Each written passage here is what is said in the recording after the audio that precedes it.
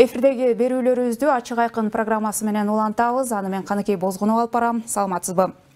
Ушул жылдын февраль айында Саламаттыкты сактоо министри Алымкадыр Бейшеналиев өлкөдөгү жеке медициналык жогорку окуу жайларын жабуу керек деген маселени көтөрүп чыккан.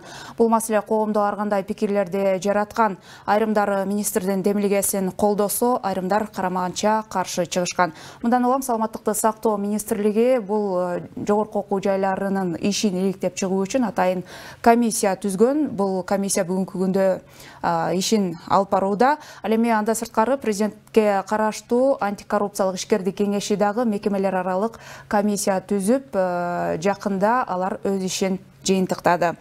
Алар 4 ай изилдөө жүргүзүшкөн экен. Саламаттыкты сактоо министрлигинин комиссиясы болсо 15 мартта ишин жыйынтыктай турганын айтууда. Бүгүнкү берүүбүздө дал ушул жеке медициналык окуу жайларды жабуу керекпи, алардын өлкөгө кандай пайда зыяны бар, ушул маселелерди талкуулайбыз. Студиябыздын меймандарын тааныштырайын. Кыргыз Республикасынын Саламаттыкты сактоо министрлигинин медициналык жардам жана дары-дармек саясаты башкармалыгынын башчысы, жогоруда айтылган министрлик түзгөн комиссиянын жетекчиси Норида Жусупбекова. Ошондой эле медицина тармагы боюнча серепчи, Саламаттыкты сактоо министрлигинин коомдук кеңешинин мүчөсү Бактыгүл Жумакулова, ошондой эле медицина илимдеринин доктору Жаркынбек Касымбеков. Саламатсыздарбы? Студиябызга кош келдиңиздер. Алдын ала сиздерге ыраазычылык билдирем, убактыңыздарды бөлүп студиябызга келип бергендигиңиздер үчүн. Алгач сөздү Норида айым сизден баштайлы. Бул ушул жогоруда айтылган маселе, жогорку окуу жайларды, медициналык жогорку окуу жайларды жабуу маселеси кайдан чыкты, эмнеден көтөрүлдү, буга эмне түрткү болду? Өзүңүздөр эми акыркы убактарда байкап атасыздар, биздин Саламаттыкты сактоо министрлиги тарабынан көптөгөн реформалар жүргүзүлүп жатат. Анын жыйынтыктары чыгып, көбүн эле билип калдыңыздар. Эми ошол реформа жүргүзүүнүн алкагында биз ушул биздин министрибиз айтып кетти деп жаңы эле сиз айттыңыз. Ошол окуу жайлардын көбөйүп кетиши жөнүндө дагы ушул маселе көтөрүлүп жатат да. Биз ошол маселени көтөргөндүн негизи чынында эле бүгүнкү күндө биздин кичинекей республикабызда 23 жогорку окуу жайлары ушул биздин медициналык кызматкерлерди даярдап жатышат да, жогорку билимдүү врачтарды мындайча айтканда. Анан ошондуктан биз бул саны көбөйүп кетти, бул сапатка көңүл бурушубуз керек деген биздин чоң мындай түз карашыбыз бар да. Ошо сапатка мындай басым жасаш үчүн бизде көптөгөн мындай нормативдик укуктук актылар бар, андан тышкары баягы талаптар бар. Ошол талаптарга жооп берет бекен, жооп бербейт бекен деген мааниде биринчиден ушул баягы жаап салуу деген бул бир сөз, бирок ошол сөздү тастыктап туруп анан кийин мындай иш аракет кылышыбыз керек. Ошондуктан мыйзам чегинде, ошондуктан биз Саламаттыкты сактоо министрлиги тарабынан ошол жогорку медициналык окуу жайлардын клиникалык базаларын текшерип жатабыз да.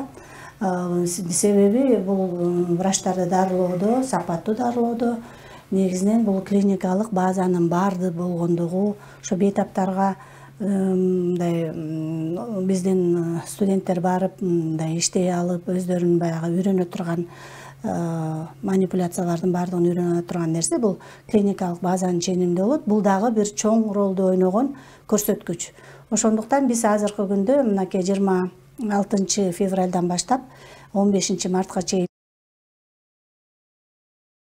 ушул мөөнөттүн ичинде бизде ошо буйрук менен комиссия түзүлүп, ошо комиссия ушул окуу жайлардын клиникалык базаларын карап жатабыз.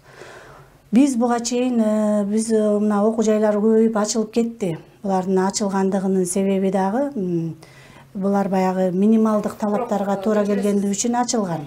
Лицензия берип атканда негизи ошол клиникалык базасы болгондо гана лицензия берилиш керек деген талап бар экен да. Эмнеге клиникалык базасы жок берилип кеткен учурлар барбы? Албетте, негизи бул клиникалык базасы сөзсүз түрдө болуш керек деген талап 2018 жылы июль айында чыккан Кыргыз Республикасынын токтомунун негизинде башталды.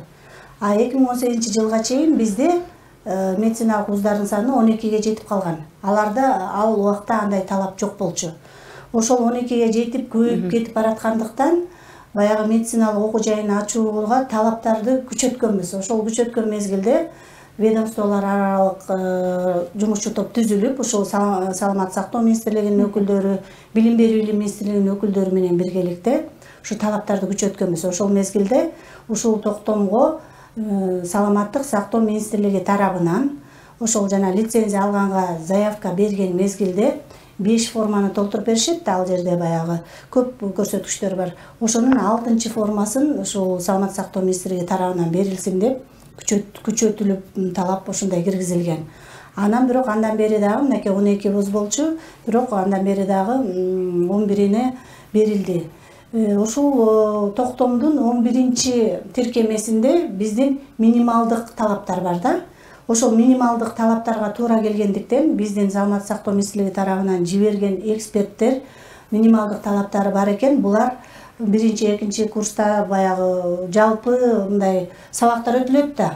Общий профессионалдык деп коет, жалпы профессионалдык. Ошол мезгилде ичинде минималдык эле көрсөткүч менен туруп албастан андан ары дагы өнүгүп, алар клиникага барганча алар клиникаларын куруп даяр болот деген негизде 6 формабыз берилип, андан кийин алар билим берүү министрлиги тарабынан бул мыйзам бузулуп саналабы же саналбайбы? Эч кандай мыйзам бузулук жок бул жерде. Себеби минималдык талаптарга жооп берген үчүн эксперттер, медиктер болгон. Биз жиберген медик эксперттер жеринде барып карап, ошол минималдык талаптарга туура келген үчүн ошол 6 форманы берсе болот деп бизге аныктама жазып бергендиктен алышкан. Анан бирок азыркы күндө карап көрсөк, ошо минималдык талаптар менен эле отуруп алган айрым вуздар бар деген жыйынтыкка келип, биз ошондуктан азыр аларды текшерип көрүп жатабыз. Эми ошол биз азырынча бир кандайдыр бир бул окуу жайда мындай экен, андай экен дегенибиз өтө эрте, туура эместе болуп калат. Биз баардык окуу жайын толугу менен текшерип бүткөндөн кийин гана жыйынтыкты айта алабыз. Азыркы күндө 13 медициналык окуу жайы текшерилди. Эми ошол дагы 9га жакын 9 окуу жайын 15-мартка чейин биз текшерип, анан жыйынтыгын көрсөтөбүз. Биз бул текшерүүдө анализ жүргүзүп жатабыз да. Момундай имараттары бар экен, ушундай медициналык жабдыктары бар экен, мындайлары жок экен деп баягы өзүбүздүн талаптар, буйрук менен бекитилген талаптарыбыз бар. Ошол талаптар менен гана реалдык сүрөттү көрсөтөбүз да. Реалдуу түрдө бүгүн ушундай акыбалда экен деп. Бактыгүл айым, сиз ушул демилге көтөрүлгөндө эле дароо колдоого алдыңыз. Башында көпчүлүк коомдо колдоду, бирок кийин кайра ал пикиринен баш тарткандар дагы бар да. Сиз эмнеге колдодуңуз, кандай жүйөңүз бар? Эми багы кыргызда айтат эмеспи, 6 миллиондук калкка ошончо чоң окуу жайлардын керектиги барбы? Муктаждык, потребность ошондой кадрлардан. Анан мындай карап көрсөң, ошол окуу жайларды азыркы баягы мамлекеттик окуу жайларды бүтүргөндөрдү дагы жумуш менен камсыздоо маселеси өтө чоң да. Анан кийин сапаттык медициналык тейлөөдү ошол бүтүрүүчү жеткиликтүү деңгээлде билим алдыбы, кесипкөй боло алдыбы, сапаттуу тейлөөдү элге көрсөтүп атабы, ошол маселе дагы чоң да. Азыр мынакей билим берүү тармагы лицензияны берип койду. Минималдуу клинический база, потребности, клинический талаптар бар экенин далилдешти. Кандай далилдешти, бул убакыт дагы тескериш керек да, ал жердечи тереңирээк анализдеш керек. Анан кийин ошол бүтүрүүгө окуп аткан балдар, бүтүргөн балдар кай жерде иштеп атышат? Кандай иштеп атышат? Бул дагы маселе да. Билимди ким берип атат? Кайсыл профессорско-преподавательский состав? Бул өтө маанилүү, себеби деген медицина бул жөнөкөй отрасль эмес. Медицина бул адамдын өмүрү, адамдын ден соолугу, адамдын келечеги. Ошого кандай бизде союз маалында бул медицина тармагында сабак берген адамдар өзү башка турмуш тажрыйбасы бар, практикалык, анан билим деңгээли бийик адамдар сабак берчү да. Азыр ал вопрос өтө күмөндүү. Анан кийин бул частный клиникалардын саны бар, сапаты жок. Биринчиден, экинчиден жанагы Пакистандын мамлекети уже Кыргызстанга претензия кылган эле, уже айтып атпайбы? Сапаттуу медициналык окуу жайы соответствовать этпейт. Талапка жооп бербейт. Бул жерде көбүнчө баягы чет элдик көпчүлүгү чет элдиктер болуп атат. Себеби деген булардын эми мына Нуридин Эркинбековна айтып кетпедиби? Баягы 12 мурдага чейинкиде клиникалык база деген эме талап болгон эмес. Себеби деген ал убакта эми клиникалык базасы жок, кантип даярдайт кадрды, бул өзү эле уже чоң суроо да. Ошон үчүн мен ойлойм, азыркы министрликтин көтөрүп аткан эмеси, маселеси орундуу, тескеш керек. Биз ошо бүткөн студенттерди дагы отслеживать этиш керек да, кайсы жакта иштеп атышат, кандай кесипкөй болду, кандай билим алды. Сиз ошол жеке медициналык окуу жайларда бүткөн кадрлардын иштеп атканын кездештирген жайыңыз барбы? Кездешелештирбексиз. Жаркынбек мырза, сиздер антикоррупциялык кеңеш түзгөн комиссияда 4 ай бою иш жүргүзүп жүрсүздөр. Ошо медициналык окуу жайларда анализ жүргүзүп, кандай жыйынтыкка келдиңиздер? Негизинен. Жана антикоррупциялык жанагындай ишкерлер кеңеши, ал жана ведомствоаралык комиссия түздү. Аны ошонун ичине мени көз карандысы серепчи катары, ушул медициналык билим берүү жаатындагы көз карандысыз серепчи катары чакырылдым. Бул жерде мына жогоруда айтылып атат, мына биякта бизге кичинекей Кыргызстанга мынчалык көп вуздун кереги жок деп. Бул биринчиден айтар элем, бул көптүгүндө аздыгында эмес. Бул азыркы маселеге биз эки тараптуу карасак болот. Бул билим берүү жаатында, анан экинчи бул экспорт образование. Бул как жанагындай бизнес катары, экономиканын бир тармагы катары да карасак болот да. Сөзүмдүн ошо жүйөсүн келтириш үчүн салыштырмалуу айтайын, чүй өрөөндөй чакан Грузия мамлекети бар, билесиздер. Ошондо 18 университет иштейт экен, абдан успешно иштеп атат. Ошолордо 60-65 миң чет элдик жаран окуйт экен. Алардын дипломдору абдан жакшы, сапаты жаман эмес. Анан эми бир чети кубанарлык жагы бар. Кыргызстанга эмне үчүн ушундай, мындай дейм, рынокто эгерде сунуш болбосо эч нерсе болбойт да. Ошондой, значит, бизде спрос болгон да. Спрос рождает предложение деп орусча. Анан демек бизде ошол рынок сферасында ошондой лоялдуу биздин демократиялык белгилер бар. Андан тышкары ишкердик активдүүлүк дагы жогору. Андан тышкары дагы мына буга чейинки келген биздин өзү жалпы медициналык кадрлардын, персоналдардын өзгөчө профессордук, окутуучулук составдын деңгээли жаман эмес, жакшы болгон үчүн келип атат. Же болбосо алар деле тандайт. Эмне үчүн ошо калкайган Казакстанга кетип калышпайт мурун? Эмне үчүн мына Өзбекстан азыр эшигин эми ачып атат да? Мына бу Мирзиёев келгенден бери, 16 жылдан бери. Буга чейин жабык мамлекет эмес беле. Ушунун баары объективдүү себептер менен бизге келди. Эми ушуну азыр биз мындай терең олутту карабай эле азыр жаап салабыз деген мен айтар элем, бул туура эмес. Бир нече себеп менен. Биринчиден мына клиникалык база деле, жанагындай кемчиликтер аныкталган күндө делеби? Азыр жок, мен өзүмдү ошо далилдеп берейин. Клиникалык база деген биз мына орто муун, жогорку муундар биз абдан бактылуу экенбиз. Бул жагынан окуганда биз чын эле студент болсок дагы керек болсо эми азыр айтсак, мисалы үчүн азыр аны билгенде жоопко тартылмакпыз да. Мен мисалы студент кезинде операция жасагам. Элестеттиңиздер? 4-5 курста мен операция жасагам да. Негизи азыркы заманда андай болбойт, таптакыр болбойт. Азыр больнойго бейтапка жолотпойт. Азыр мына окуунун методикасы таптакыр өзгөрдү. Мына ушул телегөрүүчүлөр жалпы коомдук ошону билип алса да, врачтык диплому, лицензиясы болбосо бейтапка жакындаганга укугу жок. Анткени бейтаптын да укугу сакталыш керек, туурабы жекелер? Ошон үчүн алар жанагы университеттер азыр жана симуляционный, тренировочный борборлорду түзүп, биринчи муляждар менен иштейт, жана көрөт. Клиниканы 6 формада талап бар. Мисалы үчүн уюштурулуп аткан университет келишим катары тигил же бул больница менен келишими болсо, ага да уруксат берилет да. Мисалы ошол эле жетиштүү, бирок биз маселени тереңинен коюшубуз керек. Мына жаңы түптөлүп аткан университет бара-бара кийин жалаң эле клиникалык база эмес, ал жерде илим да жүргүзүш керек, наука дагы.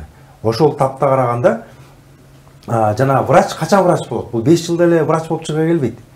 Врач 5 жылдык ал этеги эле башталыш эле. Андан кийин ординатурасын окуйт, аспирантураны окуйт, андан кийин бир тажрыйба алып атып, бир тажрыйбалуу врачтын жанында жүрүп бир 10 жылдан кийин барып анан кичине диагноз койгонго жарап калат да, анча-мынча бир өзүнүн клиникалык мышлениясы мындай толукталат да, чын айтканда. Врач адис катары бир 10 жылдын терегинде ошондо да дереги бар болсо, ошондо дагы каалоо тилеги болсо, ошондо гана чыдабагандар ага чыдабай эле кетип калат. Башка тарапка кетип калат да. Ошон үчүн врач деген өзүнчө признание, бул өзүнчө бир адамдын өзгөчө жөндөмү болуш керек да, жөндөмү болуш керек. Ошон сиз Жаркынбек мырза кечиресиз, билим берүүнү экспорттоо ошол көңүл басым жасашыбыз, мамлекет басым жасаш керек деп атасыз. Бирок кандай билимди экспорттоп атабыз деген маселе бар да. Туура. Сиздер азыр мына элестетиңиздер. Мына азыр эле айталычы мына. Эми комиссиядан комиссия болуп атат. Бул комиссиянын тастыктап рекомендация бергени жакшы. Ал только мындай жакшы жагын ойлосок. Бирок кайра эле келип эле биздики канчалык биз көбүрөөк запрет кылсак, канчалык биз мындай кыскартсак, катаалдаштырсак эрежени, ошонун баары аягы келип отуруп коррупциялык элементтердин пайда болушуна алып келет. Бул экинчи коркунучу. Ана мына эми апрелден баштап университеттерде жанагы абитуриенттерди алуу кампаниясы башталыш керек болчу. Эми алар комиссиядан баштар чыкпай атат да, мисалы үчүн. Алар кандай болот? Буга чейинки окуп аткан 3-4 курста окуп аткан студенттер бар да. Анан ал ошол окуп аткан университеттин келечеги арабек болуп атса, алар каяка барыш керек? Мына проблема көп. Бул жерде мындай олутту караш керек деп атканым ушундан. Биз бир эле мындай кол кою менен, бир эле сөз менен баарын жаап салабыз деген туура эмес да. Муну мына жогоруда да эжекелерим экөө тең туура айтып атат. Буга мындай тереңирээк караш керек, серьезныйраак караш керек да мындай. Түшүнүктүү. Кече ушул жана сиздер өткөргөн тегерек үстөлдө биз ошол медициналык айрым медициналык окуу жайларынын жетекчилери менен да жолугуп сүйлөштүк. Бүгүн эфирге чакырдык эле, убактысы жоктугуна байланыштуу келбей калды. Алар айтып атышат да, биз реформага муктажбыз. Чындыгында эле эгер ушундай текшерүүлөр бизди реформага түртөт деген пикирлерин айтышты. Айрымдары деп баса белгилейин. Сиздер ушу текшерип аз жыйынтыгын айта албайм деп атпайсыздарбы? Бирок жалпысынан ошол медициналык окуу жайларда мындай жалпы картина кандай экен? Ошол эле билим берүү болобу, ошол эле техникалык базасы жана башка. Эми биз богу клиникалык базаны анан кандай медициналык жабдыктар бар экендигин карап жатабыз. Себеби ал биздин компетенциябызга кирет да. Ал эми калган баягы кандай китептери бар экен, кандай мугалимдер деген маселелерди биз азыр караган жокпуз. Себеби аны билим берүү билим министрлигинин компетенциясына кирет. Алар өздөрү жыйынтык чыгарыш керек. Биз болсо клиникалык базалар боюнча айта кетсем, ушул февраль айына чейин чынында эле бизде ар бир эле ачылган медициналык жогорку окуу жайына биз министрлик тарабынан өзүбүздүн шартыбызды түзүп берип жаттык. Жакшы сапаттуу адистерди даярдашсын, ошо сапаттуу адистер биздин практикалык саламат сактоого келишсин, же болбосо чет өлкөгө дайындап жатышса дагы ушул Кыргызстандын аброю жакшы даярдашсын деп биз өзүбүздүн буйрук менен, саламат сактоо министрлигинин буйругу менен ар бир окуу жайына клиникалык базаларды бекитип бердик. Баягы бардыгын эле жөн эле койсок, бардыгы эле улуттук госпиталга келгиси келет, бардыгы эле бир чоң ооруканага барасы келет. Ошол ал убакта ошол оорулууларга дагы ыңгайсыздыкты жаратышат да, өтө эле көп мындай сандагы студенттердин жүрүшү, алардан тышкары ординаторлорубуз бар, алардан тышкары медициналык колледждердин студенттери бар дегендей, биз ошону мындай тегиз карап, ар бирин бирөөсүн дагы силер жеке менчиксиңер, силер болсо биздин өкмөттүкүсүңөр дебестен бардыгына бирдей карап бөлүштүрүп койгонбуз. Бирок мындай бөлүштүрүп койгондун эмнеге алып келди? Бул мындай көп эле окуу жайлары тынч эле мындай биздин бара турган жерибиз бар, студенттерге көрө турган оорулууларыбыз бар деп мындай жайма жай жүрүп алган окуу жайлары да болду да. Негизи эле биз ушундай шартты түзүп берген учурда алар параллелдүү түрдө өздөрүнүн университеттик клиникалык базаларын куруп баштап, ошол өздөрүнө керектүү эң курдөнүндө көп профилдүү ооруканаларды курса, анан калган мисалы үчүн мындай бир кууш адистиктери бар да, мисалы үчүн онкологияны баары эле кура бербейт да. Же болбосо комбустиология деп коебуз, жанагы күйүктөрдү дарылаган, аны деле баары куруп салса, ал деле туура эмес. Ошондой гана оорулууларды көргөнгө биз клиникалык базаларды мындай таратып берсек деп. Бизде мисалы үчүн могу чет өлкөдөн келген жарандар орус тилин жакшы билишпейт. Клиникага келген мезгилде деле аларга дагы баягы мугалимдери ошо англис тилин да билип, ошо орус тилин да, кыргыз тилин да билген мугалим болуп гана көрсөтүшөт да. Ошондуктан биз суранат элек да, ошол жеке менчик окуу жайлары өздөрү дагы ошол университеттик клиникаларын курса, ал жерде деген ошо академиктер, профессорлор сабак берет, алар дагы жакшы консультацияларды берет. Акыркы убактарда өзүңүздөр жакшы билесиздер. Бул талап да. Талап. Көп эле адамдар мынакей өкмөттүн больницасына жаткызса дагы суранышат, ушул төлөй турган палата бар бекен, жалгыз жата турган, же болбосо эң курдайында 2 киши жата турган палата бар бекен деп сурагандар өтө көп. Ошондой оорулуулар ошол университеттик клиникаларда мынандай жакшынакай евро ремонт болунган, жаңы салынган клиникаларга баягы колунан келгендер төлөп ошол жакта да жатса, биздин өкмөттүн ооруканаларына жеңилдик болмок. Демек, жалпысынан алып караганда толук кандуу шарттар жок деген. Эми андай чечим эч кандай айта албайм, себеби айрым вуздар куруп жатышат, көптөгөн клиникалар бар экен. Айрымдары жаңы баягы мындай чертежторун чийдирип баштап аткандары бар экен. Жабдыктарды алып, заказ берип койгондор бар экен. Биз бардыгын баягы өзүбүздүн тизмебиз бар, ошол боюнча каттап жатабыз азыр. Жаркынбек мырза, кошумча алайын деп атасыз. Ошо жана комиссиянын алкагында биз дагы дээрлик бардык вуздарды карап чыкканга жетиштик. Ошондо мына эми арасында бар өтө эле чабалдар да, объективдүү себептер менен. Канча процент? Мисалы үчүн кээ бир 4 стол, мындайча грубо айтканда 4 стол, 1 доска, 1 микроскоп коюп университет деп аталып алгандар бар да. Анан андайларга эми сөзсүз түрдө талап катуураак болуш керек. Атын атасак болбойт. Эми этикалык жактан ал комиссиянын жыйынтыгы менен бекитилет. Анын үстүндө мындай ал биз алган информацияны дагы ал служебный пользование экен, болбойт да. Андан чыгарып мына эже айткандай аракет кылып аткандар бар. Эми мына кээ бир нерсени мамлекеттиктен атасак болот. Керсу деген университет бар, Кыргызстанда. Мына 30 жылдан бери биякта бизде иштейт. Клиникасы барбы ошонун? Ага канчалык мына мамлекет көп преференцияны берип жүрөт. Зданияларды берди, корпусун барып көрдүңөр беле? Эч бир мындай даже ремонттон да өтө элек, эчтеке боло элек. Агаранда атын атабайын, ал частный болуп калды. Башканыкы мына заңгыраган клиникаларды куруп атат. Андайлар бар. Эми мындай да, урматтуу коллегалар, бул жерде көбүнчө азыр кийинки ачылган ошо 27 университетке лицензия берилиптир. 22си мында активдүү иштеп атат. Ошонун арасындагы университеттер көбүнчөсү 16 жылдан баштап башталды. Мына 19 жылы ковид пандемиясы келип калды. Ал дагы аябай кендирди, кести да. Анткени набор болгон жок, токтоп калды, инвестиция токтоп калды. Анан ошого карабай иштеген университеттер бар. Аракет кылып онлайн окутуп атат. Мен азыр алардын адвокаты катары болбойм. Мен болгону объективдүү Кыргызстандын мына имиджи, аброю деп атабыз. Мына элестеткиле, пакистандыктар жанагындай кара тизмеге киргизип бизди аябай жаман атталып атпайбы? Ошо пакистандыктарга так келсе жооп бере турган ушу билим берүү министрлиги болуш керек болчу. Себебин айтайын. Алар айтыш керек болчу. Андан көрө силер өзүңөр алып келип аткан ушу контрактерлор дагы ушу Пакистандан да алып келип аткан контрактерлордун кандай балдарды алып келип атат? Даярды кандай балдарды алып келип атат? Давайте ушуну сурасак болмок да. Айта алган жокпуз да тилекке каршы. Ошо алар менен мындай полемикага чүп, өзүбүздүн туура жактарды көрсөтүп, мындай жакшы жактарыбызды көрсөтүш керек да.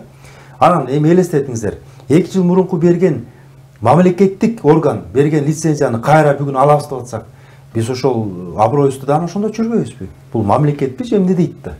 Мисалы үчүн, буга чейин мурунку министр болчу, азыр башка министр, мурун башка бийлик эле, азыр башка бийлик деп аларга түшүндүрө албайбыз. Алар үчүн биз Кыргызстанбыз, бир эле Кыргызстанбыз. Андай биз тескерисинче биз рейтингибизди чүрбөшүбүз керек. Аброй мына ошондо да гана кетет. Тескерисинче биз колдон келсе ал университеттерге жардам беришибиз керек. Мен дагы жолу айтам. Кичинекей бизнес катары караганда туура. Эми азыр эсептеп берейин. Мынакей 20 миңге жакын четтен келген студенттер окуп атат. Кеминде ар бирөө кеминде болбой калды дегенде 6, анан бир орточо эсеп менен $8,000 калтырат экен. Күн жылына. Бул контракт, ошол жакта жатаканасына, ичкен тамагына жүргөн турганын эсептегенде бир орточо эсеп менен $8,000 экен. 20 миңден көбөйтөгөла $160 миллион алып келет экен ошо студенттер. Мен жаманбы? Бир студент. Кадимкидей жок, ошол жалпысынан $160 миллион Кыргызстанга чыгып атат. Эми ошону биз цивилдүү деңгээлге көтөрсөк болобу? Баарыбыз жапа-тырмак Минздрав өзүнчө таппай, Минобразование башка жакка карабай, жалпы түзүп, анан эмнеси жетпей дейт, андан көрө жардам берели. Карап туруп, жалпылап, мисалы үчүн айтып кетейин. Жакшы клиниканы, орток клиниканы курсак болот. Бир нече вузга байлап койсок болот. Же болбосо жана ГЧП менен жана ар дайым биздин клиникалардын акчасы аз, бюджет аз. Аларга мына байлап берип койсок болот, курация катары 10 жылга, 15 жылга. Бирок мындай шарт менен ошол жака жакшылап инвестиция куйгула. Баланча жылда мисалы үчүн жаңы корпус алып бергиле, жаңы жана инновациялык оборудование алып келгиле, ультрасовременный. Ошол методиканы алып келгиле, үйрөткүлө балдарыңарга, плюс биздин бейтапка жардам бергиле. Келишимде жазылыш керек эле да ошол нерсе. Жок, ошону биз ким жазат аны? Аны ошол орган жазат, Министерство образования жазат, университет жазбайт да. Кептин баары ошо деп атпайбы? Ошол Кептин баары ошо деп атпайбы? Бир единый кулак болбой, мен Министерство образования бирди карайт. Мына биз Министерство здравоохранения бизде 6-эле форманы беребиз, калганын билбейбиз дейт. Андай эмес. Анда саап мына Минздрав менен Минобразование ортосунда ажырым. Орто бир конгломерат катары карабайт. Туура да, бир караш керек. Мына эми ошол чечимге келип атат. Мына комиссиянын жыйынтыгында бар. Негизи бизнес бул керектүү нерсе. Мамлекеттин экономикалык тарабынан өнүгүүсүнө салым кошуп атат, туура. Бирок ошол учурда Жакынбек айтып атат, имидж депчи. Имидж как раз биздин результаттан берген салымыбыздын результатынан көз каранды да. Анан биз кандай студенттер келип атканын алар өздөрү тескебейт дейт да. Ал силер ошол студенттерди бияка окуу жайына кабыл алып атканда алар тигил жактан өтүп келеби же биз жактан тапшырып өтүшөбү? Мен университетке тиешим жок. Жок, вообще негизи айтам да. Негизи айтып атам да, себеби деген биздин Кыргызстанда медицина институт эң чоң престиждүү университет. Эң чоң балл алгандар келет.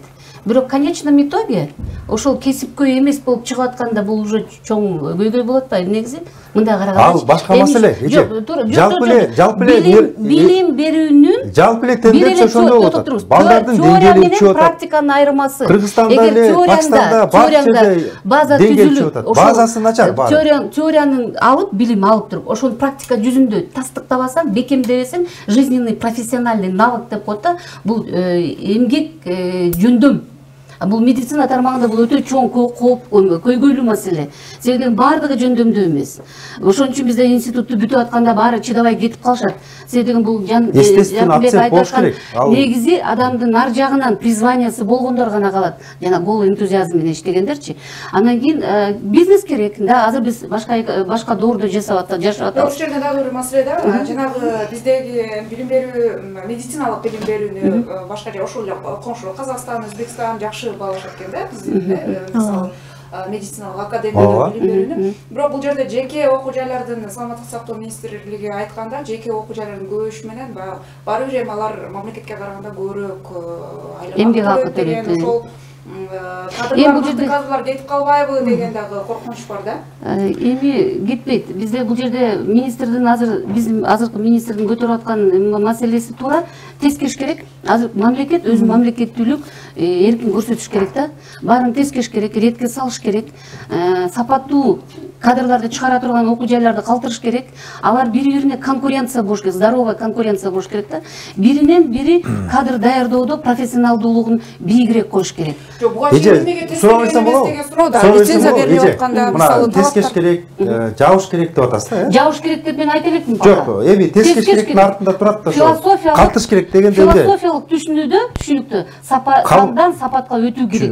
Биз азыр сапаттуулукту камсыздашыбыз керек. Калтырыш керек деп атпайсыз. Значит, калбай калгандар да болот да. Ошо калбай калган университеттеги студенттер кайка барат айтсаңыз? Сизге окшогон ата-энеси бар. Мамлекет башка окуу жайларга бөлүштүрөбүз деп кайка барыш керек. Бөлүштүрөт башка окуу жайларга. Коллегалар, мен айтып коеюн. Анан ошо кечип койсуздар. Дагы суроо да, ошондо сиздер да жооп берсеңиздер болот. Ошол мына тескеп койдук, калтырып койдук, таратып ийдик, студенттерди деп коюш башка университеттерге. Ошол жылдан кийин набор ылдыйлабы же өйдөйлөбү? Ошол престижибиз көтөрүп кетеби же көтөрүп кетпейби? Мен эми коллегам Жакынбектин жанагы айткан сөзүн баягы элибиз туура эмес түшүнүп ала турган болуп калды окшойт. Мен түздөп кетсем ошол бул мен ойлойм, мен коллегам Жакынбектин жеке ою деп, ошо билим берүү министрлиги менен саламаттык сактоо министрлиги экөө эки башка иштейт дегенге мен толугу менен каршымын. Биз деген эки министрлик адистерди даярдап жаткандан кийин биз алар менен өтө тыгыз байланышта иштейбиз. бардык нормативдик укуктук актыларды жазганда алар бизди ошол медицина тарабындагы ар дайым жумушчу топторуна кошуп, биз да ар дайым өзүбүздүн оюбузду киргизип, өзүбүздүн талаптарыбызды киргизип, чогуу чара ынтымакта, мындайча айтканда, жакшынакай иш алып барабыз.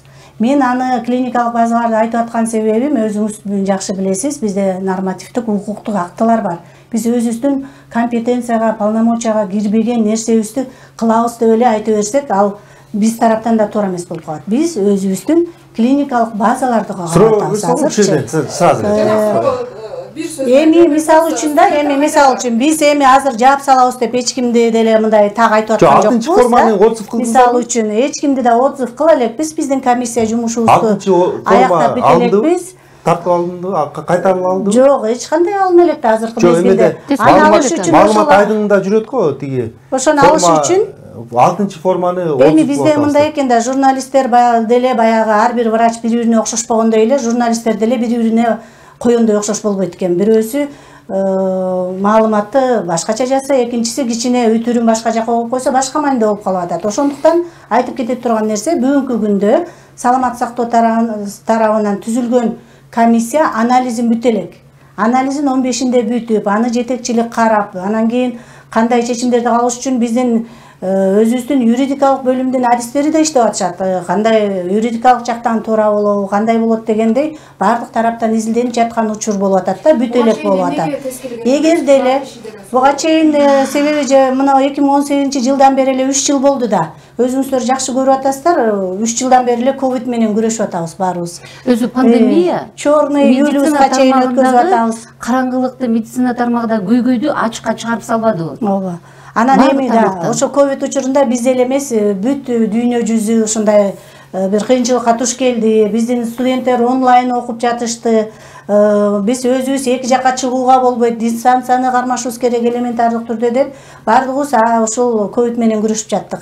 Мынакей ковид дагы мынакей аяктап калды. Кудай буйруса көрүп атасыздар, күнүгө бир 5-6 ушундай ага көнүп да калды элибиз. Вакцинироваться этишти. Жаркынбек мырза айткандай, ошол эгер деле жооп бербеген окуу жайлар чыркала турган болсо, жабылыш керек. Жаба турган болуп калсаңыздар, сиздер жаба албайсыздар, лицензияны ала албайсыздар. Мисал үчүн да эми баягы ал кандай жол менен барып жабылатын азырынча айтпай туралык, анын өзүнүн укуктук ченемдик жолдору бар. Бирок эле баягы мисал келтирип кетсем да, эгер деле жабылып кала турган болсо, ал жердеги студенттер сөзсүз түрдө эч нерсеге күнөөлүү эмес, алар кароосуз калбайт. Алар деген башка жакшы өнүгүп өсүп иштеп жаткан ошо медициналык окуу жайына которулуп, сөзсүз түрдө алар окуусун аякташат. Анан кийин мынакей ким Жаркынбек коллегам айтып атат, анан кийинки жылдары ошо көп келеби, көп келбейби деп. Ал эми ал өзүнчө биз мындай алдын ала айта ала турган нерсе эмес, аны убакыт өзү көрсөтөт. Аз калды, жыйынтыктоо жүрсүз. Эми негизи тескөөнүн результатын күтүшүбүз керек. Анан баарына алып эле жаап салуу мүмкүн эмес. Анан өз эмеге талапка жооп келбеген нерселерди жабыш керек. Ал милдеттүү башкаларга да урок болот негизичи. Анан кийин мындан ары ошол сапаттуу бардыгын талапка ылайыктуу шарттарды түзүү милдеттемесин ар бир жетекчилик мойнуна алышы керек болот. Анан мындан ары Билим берүү министрлиги дагы лицензия берип атканда, мындай бул багытта медицина тармагына лицензия берип атканда, ошол нерселерди учет жазышы керек да. Бул тажрыйба. Да, тажрыйба болуш керек. Бул деген дагы бир нерсе айтылды да, кече жана тегерек үстөлгө катышканыбызда, контракттын баасын бирдей кылып, анан салыктын баасын бирдей кылып, ошондой бир тартиптерди киргизиш керек деген дагы сунуш айтылды. Эми ал деген материалдык техникалык базасына, университеттин имидж репутациясынан көз каранды болуш керек. Престижный, баары жогу жакшы гүлдөп жайнаган, наукага аябай жакшы шарт түзгөн, заманбап, андан дагы чоң технологияларды колдонуп аткандарга, например, баасы бийигирээк болушу да керек. Негизи. Жаркынбек мырза, ушул саламаттыкты сактоо министрлиги жасап аткан нерсени реформа деп айта алабызбы? Бул эми кээ бир жасап аткан нерселер жакшы, колдоо аларлык. Мына ушул университеттер боюнча кичине жанагындай популизмден кичине кетсек да. Анан мына эжем мага полемика кылып атат, бирок ошол форма 6-чы форманы алып атканда ал неотъемлемая часть лицензии. Лицензиянын 6 формасы болсо бирөөсүн ушу Минздрав берет да. Ошону алып атканын, карап чыгып атканын, же болсо мына кайтарып алууга даяр турганын Министерство образования билеби? ошол маселеде анан биргелиште ынтымакты иштеп атабыз дейт. Анан бул жерде эми ушундан жыйынтык чыгарыңыздар. Бирок мен дагы эле өзүмдүн оюмду айтып кетер элем, бул маселени мындай популизмден алысыраак, жанагындай кыя чаап таштап баарын жаап салабыз.